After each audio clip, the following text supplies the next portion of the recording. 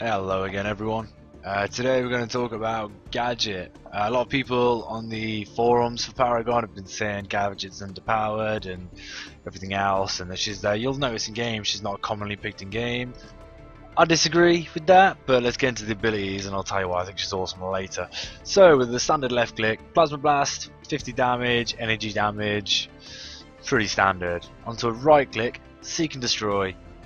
So Gadget fires a slow moving bolt that can be reactivated to stop and begin dealing 80 energy damage and slowing enemies in range for 3 seconds. So you hit right click, this comes out, every now and then it'll stop on its own. I don't know why that is. I think it's something to do with the verticality of the map, but I'm not sure. But if it doesn't, you can hit right click again and then it will stop and just deal damage and slow to everything inside.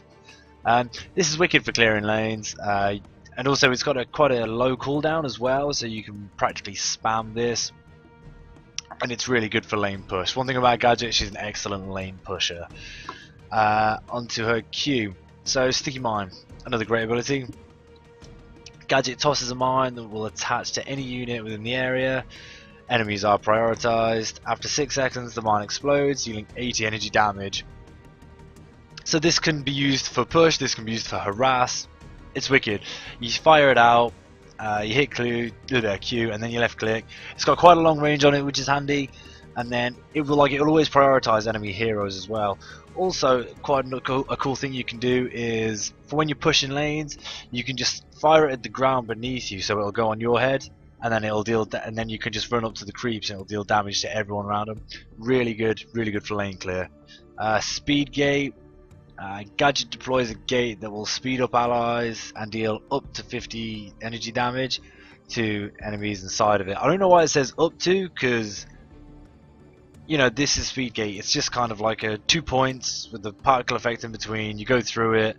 Allies get a speed boost, but it deals a little bit of damage, 50 stun energy damage. I don't know what it says up to. You're either in it or you're not. Maybe. I don't know, but it's really handy. This ability can allow you to get away quickly, it can allow you to damage enemies and generally stop them and irritate them. So it's really handy. Really, placement of this can be key and crucial in team fights. Also, talking of placing things crucially, here comes her ult. Her ult is a wicked ultimate. I often see it misused. It's called Tesla Dome.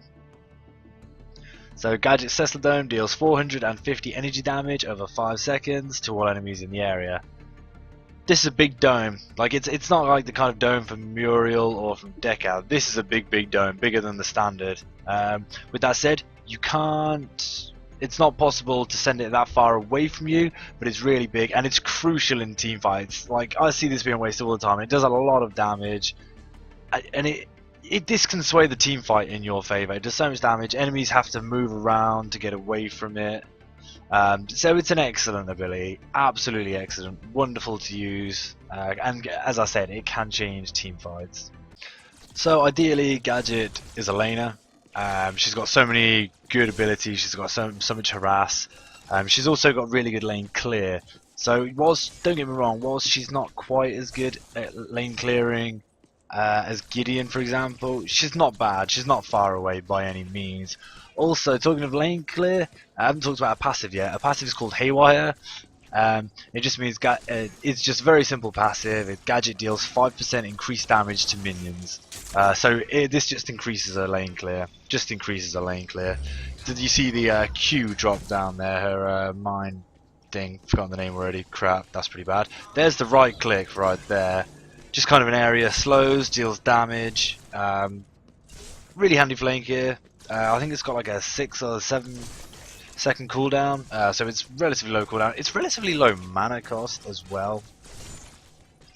But yeah, generally pretty good all in all. Its damage isn't massive, don't get me wrong, but when you combine that with the Q as well, and on top of that a left click, it's a lot of damage to be mashing out. And again, she's not as good as Gideon in lane clear, but she's not bad, and she also has a lot more harass than Gideon. Which is always helpful. But as I said, energy damage is like on all of her abilities. Really good in lane because of her range. One thing to be careful though, she doesn't really have locomotive abilities, so you have to be careful with her. You have to use her E, the gate that you put up. You have to use that very carefully, because that can slow them, damage them. Wait, does it slow them? Can't remember, but it certainly damages them and it speeds you up as well. So it allows you to just about get out of the way. Really handle, really like look. This Murdoch is just constantly getting pushed out of lane, and there's nothing you can do because if he ever does come close, I'll have to queue him. A lot of people, I think a lot of people try and play this as a right-click kind of hero, and they always, she's just not a right-click, left. Why do I keep saying right-click? God damn, that's Dota.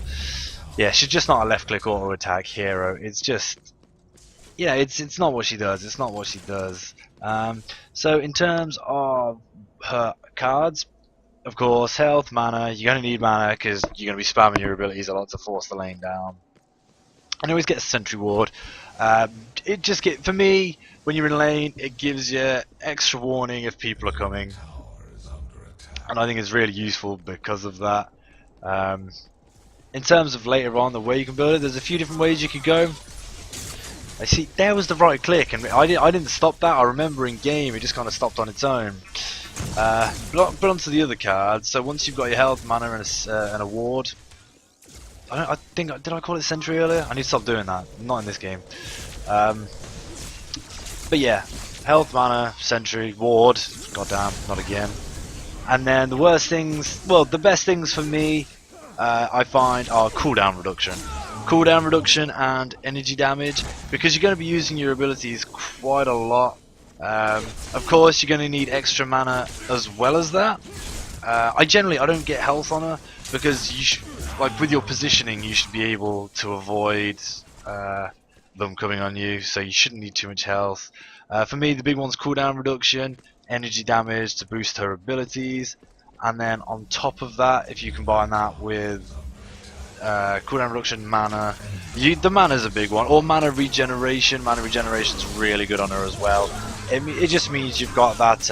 There's her ultimate, this big damaging dome. You see Kalari running in like a bit of a fool there, if I'm honest, like a bit of a fool. But yeah, you see, there's so much damage. Did it start off at 450, and that's uniform damage, so that's its base 90 damage a second, energy damage, of course. It's a phenomenal ability, really, really handy, really, really handy. So this is Gadget. You gotta be careful. She's not weak. She's not brittle as such. Like, she's not easy to gank. She's got some health, but she's just a little bit difficult to gank when it comes down to her locomotion. She's not very maneuverable. Saying that, she's a big help for the team with the. There's the right click again. It looks awesome. I don't know if it's shooting down some lasers or whatever, but it looks pretty cool. But the worst things, man, the worst things I see on this is when people only get energy damage on her and they don't get any cooldown reduction, they don't get any extra mana, or they get health on it, and it's just not what she needs. She needs to stay on the outside in team fights, put down her abilities, be as kind of irritating as possible for the other team. She's really good at clearing lanes as well. You see, I can't remember how many of them were running. I think maybe 4. And it just did not go their way. It just did. You see, this is an example of when I've shot the Q at the ground, ran over it so it goes on my head, and then it just kind of wipes them out. You can also pre-do this, so when you're running over, you can time it. You know, it's 6 seconds. So if you're running over there, you can do it, and then by the time you get there, it'll fire off and deal a load of damage to them. When it's high enough, it can actually clear out some of the weaker creeps as well. But yeah, I think that's everything on Gadget. I think that's everything. Really good in lane, really good harass for the other team. She can back out a lot of damage in AoE, and just generally be a real nuisance. A real nuisance indeed. Really good pusher indeed. In terms of items, cooldown reduction, mana, maybe a little bit of health if you're really struggling, but I would never, I wouldn't advise that generally. And then, energy damage, mana, cooldown reduction, and that's her, man. Then you've just got to position yourself well, be wary of team fights, try not to get caught out, let the tank take the damage, throw your ability out as best as you can, and this is Gadget, man. A lot of people don't like it. You don't see it played that often, but she's really fun to play. You're always pressing buttons and firing stuff off and doing awesome stuff. She's not easy to play. One thing I would say, she's not easy to play at all. But if you can play her well, man, she's awesome. Absolutely fantastic hero. I don't agree with people on the forums saying that she's not that great. So yeah, this is Gadget. Thank you very much for watching, everyone. It's been a pleasure.